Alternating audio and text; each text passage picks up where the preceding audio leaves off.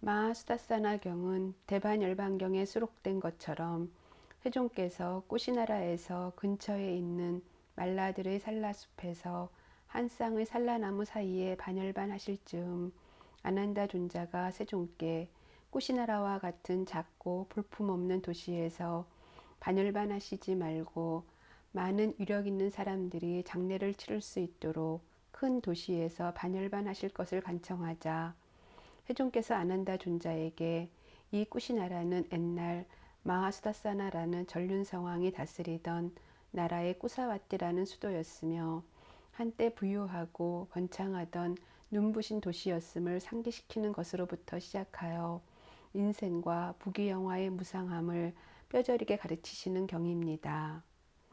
마하수다사나는 전륜성왕으로 전륜성왕의 7가지 보배인 윤보, 상보, 마보, 보배보, 여인보, 장자보, 주장신보를 구족하였으며 또한 전륜성왕의 4가지 성치인 최상의 외모, 장수, 병이 없고 성가심이 없음, 다른 이들에게 호감을 주고 다른 이들이 호감을 가져 서로 보고 싶어하는 4가지 성취를 구족한 전륜성왕이었습니다. 마하수다사나 왕은 황금과 은과 보석들로 장식된 연못들을 만들고 보시를 베풀고 신들의 왕 사가의 명으로 신의 아들 유사감마라는 왕을 위해 단마 궁전을 짓고 황금으로 된 야자수 숲을 단마 연못을 만들고 사람들을 목욕하게 하고 보시를 베푸는 등 부귀와 영화의 극치를 향유합니다. 그는 나는 무슨 이유로 이러한 번영과 위세를 가지게 되었는가라고 자문해보고 그것이 베품과 길들임과 제어라는 업의 결실과 과보로 그리 된 것을 알고 감각적 욕망의 생각, 악의의 생각, 해코지의 생각을 멀리 여입니다. 마하수다사나 왕은 이어 수행을 더하여 초선부터 사선을 구족하고 자애, 연민, 기뻐함, 평온의 사무량심을 구족하여 머뭅니다. 그는 인간으로서는 더할 나위 없는 부귀영화를 누립니다. 각각 84,000개의 도시, 궁전, 중각강당, 침상, 코끼리, 말, 마차, 보배, 여인들, 장자, 가신들, 암소들, 옷, 밥 보시가 그것이며 그 중에서도 그는 최고의 것을 가졌습니다. 그리고 그는 세계를 피흘리지 않고 정복한 왕이며 모든 왕들은 그를 따르고 추앙합니다. 그는 예나 지금이나 사람들이 추구하는 모든 것을 얻은 자였습니다. 요즘식으로 얘기하자면 권력과 재산과 보물과 여자와 최고의 탈 것과 먹을 것을 가지고 잘생기고 사람들이 좋아하고 장수하고 건강한 그것조차 최상의 것을 다 가졌습니다. 거기에다 선과 사무량심을 증득하여 머무는 수행까지 갖춘 사람입니다. 그가 수명이 다하자 임종할 때가 되어 왕비수바다는 마하수다사나 왕에게 그가 향유하고 가진 것들을 상기시키면서 그러니 의욕을 내십시오. 삶에 대한 애착을 가지십시오라고 청하지만 그는 왕비에게 폐하, 사랑스럽고 마음에 드는 모든 것과는 헤어지기 마련이고 없어지기 마련이고 달라지기 마련입니다. 폐하, 그러니 폐하께서는 애착을 가지고 임종하지 마십시오. 애착을 가지고 임종하는 것은 괴로움입니다. 애착을 가지고 임종하는 것은 비난받게 됩니다. 여기 의욕을 버리십시오.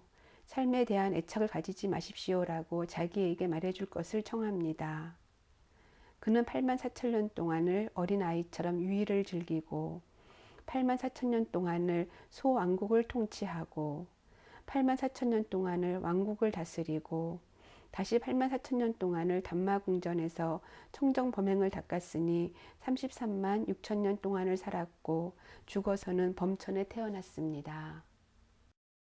세종께서는 당신께서 바로 그 마하수다사나 왕이었음을 말씀하셨습니다.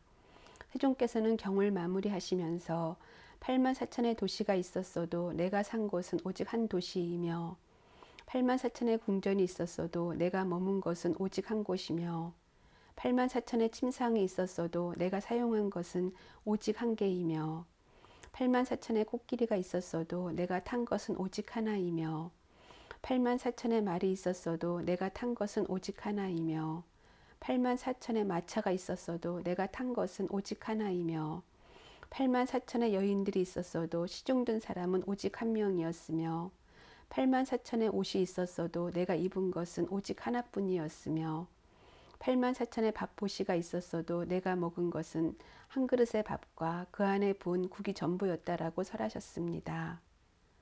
많이 가진다는 것의 혹은 많이 가지고 싶어 하는 것, 세간 부귀영화에 대한 탐욕의 허망함과 어리석음의 본질을 절절하게 느껴지게 하는 가르침이라 생각됩니다.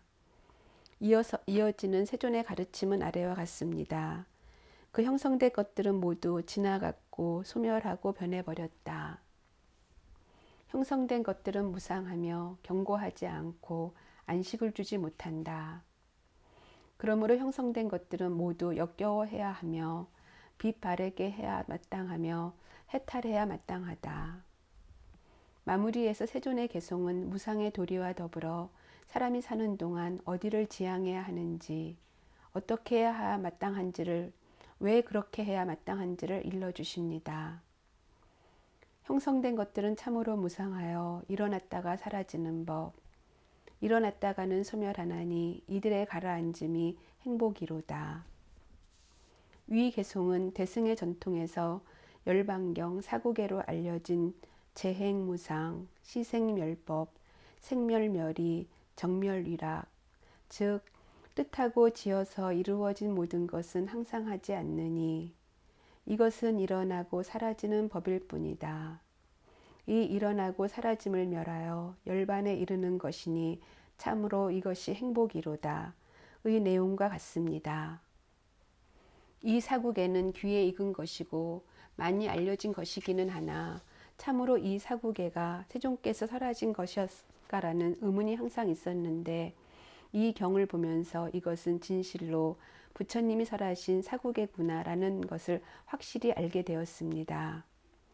또한 그렇다면 형성되지 않는 것, 즉 열반에 대해서는 세존께서 어떤 말씀을 하셨는가? 수행승들이여 태어나지 않고 생겨나지 않고 만들어지지 않고 형성되지 않는 것이 있다.